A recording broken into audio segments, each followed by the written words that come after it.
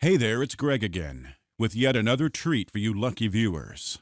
In my last video, you learned how you can prime your mind to take advantage of the One Absolute Law. Today, I'm going to share with you controversial secrets to using the One Absolute Law to compel the people around you to help you achieve everything you've ever desired out of life. By the time you're done watching this video, I guarantee you'll have the ability to literally command success. Now, you may or may not realize it, but the success you achieve in life often depends on others around you. These could be the people at your workplace with whom you interact on a regular basis, your boss, your colleagues, your subordinates, or perhaps even clients. What if you could convince them to literally hand you everything you've ever desired? What if you could make them want to help you achieve all that you've set out to achieve? You see, in order for you to achieve the goals you set for yourself, you'll need to motivate these people to work with you, and this involves two key factors. Number one, sharp communication skills, and number two, the ability to be persuasive so others are willing to accept your ideas. Such traits are most commonly found in great leaders.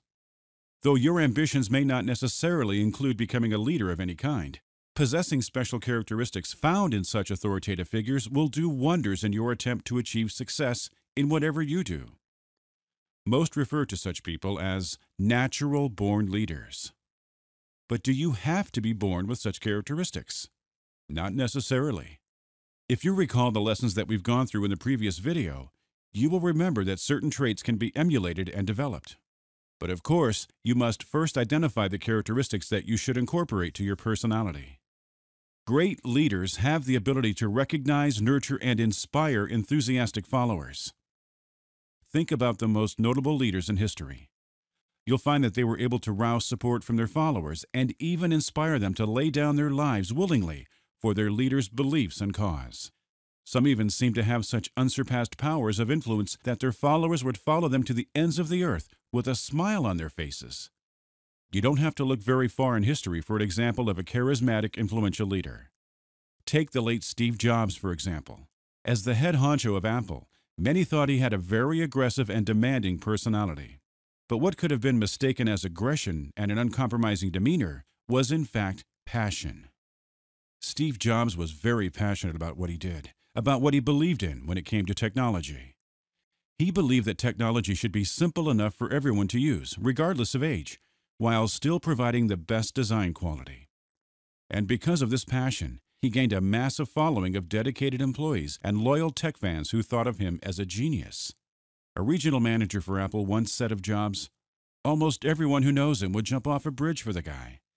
Such was the influence he had over those around him. An effective leader, one who commands success, surround themselves with others who have abilities and expertise they lack, while at the same time supplementing their weakness and shortcomings with strength and their own expertise. This is how most leaders achieve success.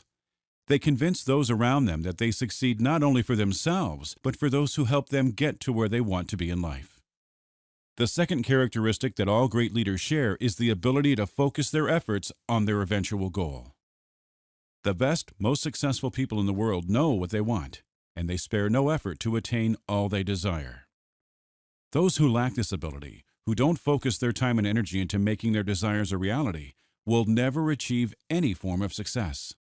You need to understand that when it comes to realizing your goals, it's not the amount of work required of you, but rather the persistence you have in seeing things through. Most of the time, your goals require you to be in it for the long haul, and only those who have steady, unwavering resolve will eventually win the battle and achieve what it is they seek in life. Such resolve will inspire others you're working with to stand by you and continue working towards the common goal that they share with you. If you're able to inspire and share your vision effectively, they'll want to see you achieve your goals because they believe your achievement benefits them as well. One famous, inspiring example is the story of Nelson Mandela. His goal was to end apartheid in South Africa, yet despite being imprisoned for 27 years, he held steadfast to his vision of an apartheid-free South Africa. His unwavering resolve inspired many to see his vision come true, and soon after he was released from imprisonment, blacks gained the right to vote and Mandela was elected president. His vision of a united, harmonious, apartheid-free South Africa became a reality. The third important characteristic you need to cultivate is the ability to face and overcome adversity head-on. Most people just give up when they come upon difficulty in their road to success, so it's no surprise that they don't get what they want out of life. Chances are, if you're still struggling with success, you might be lacking in this department. Adversity is a measure of your resolve, and those who survive the trial by fire often come out of the experience more better individuals, capable of achieving much more than they realize. Take, for example, the story of Helen Keller. Blind and deaf since she was an infant, she overcame her disabilities and became a respected writer and educator. Would you be able to turn such misfortune into grand accomplishments? If you have such ability, you'll inspire those around you to work just as hard to overcome the obstacles standing in your way of success. The fourth characteristic that all great leaders have is the expectation of more from themselves than from others. Self-confidence is the key. You have to believe that you have the ability to realize your goals before you can expect those around you to believe in your ability. After all, if you don't believe, then why should they? The most successful people in the world put immense pressure on themselves to succeed. They know that they are responsible for how things turn out to be, and no one else is to be blamed if things don't work out the way they plan. It is this attitude, this belief, that gives rise to an infectious confidence that spreads from you to others working with you. What you think, what you believe, affects everyone you come into contact with. It almost works like magic. It really goes back to the first point made about having the ability to inspire others. Confidence is knowing that you're inspired, that you have the perseverance needed to see things through, that you have the ability to overcome all obstacles standing in your way. Remember, when you lose confidence, you begin to lose sight of what matters. Eventually, you'll lose the trust of those working with you. After all, who wants to work for someone who isn't sure of themselves and the direction in which they're heading? The last characteristic that the best, most successful people have is the ability to make tough decisions. Successful people are, more often than not, leaders in some way, shape, or form. Sometimes leaders face problems that require tough, perhaps even unpopular decisions. There may be situations that grant them adequate time to mull over their decisions, to weigh the pros and cons, to evaluate all possible solutions. But often, they need to be able to think on their feet. They need to make the tough choices immediately. Otherwise, it's disaster for them. Can you imagine a world leader whose country is at war and he can't decide on a plan of attack or retreat, endangering countless lives in the process? Here's an example that illustrates the importance of decision-making. In September 1982, 7 people died after taking Tylenol, and it was found that several bottles had been tampered with.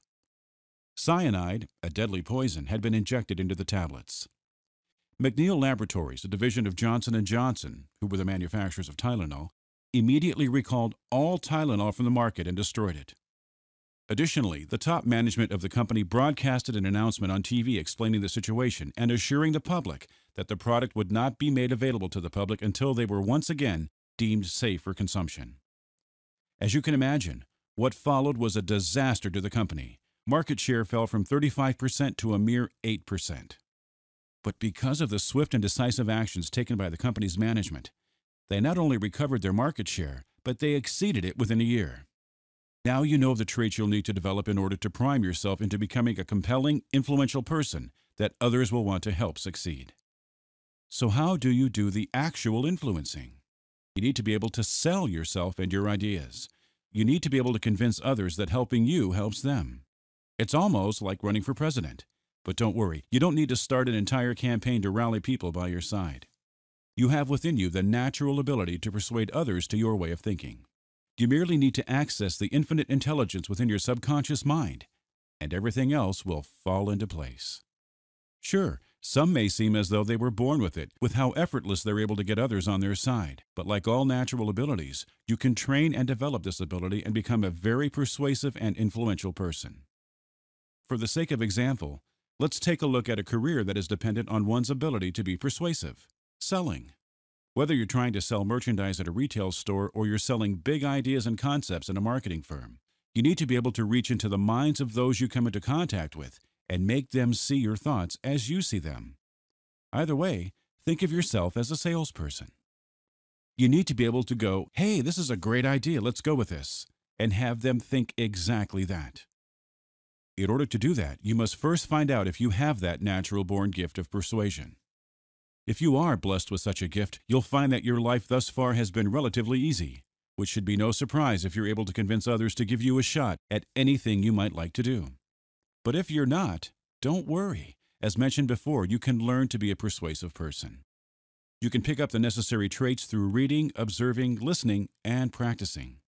Try to be more observant the next time you're at a retail store or a car dealership. Pay attention to how the salesperson speaks to you. More often than not, they will try to get you to feel comfortable in their presence, and they do this by giving you a warm greeting. Some may even start off with small talk and try to establish rapport.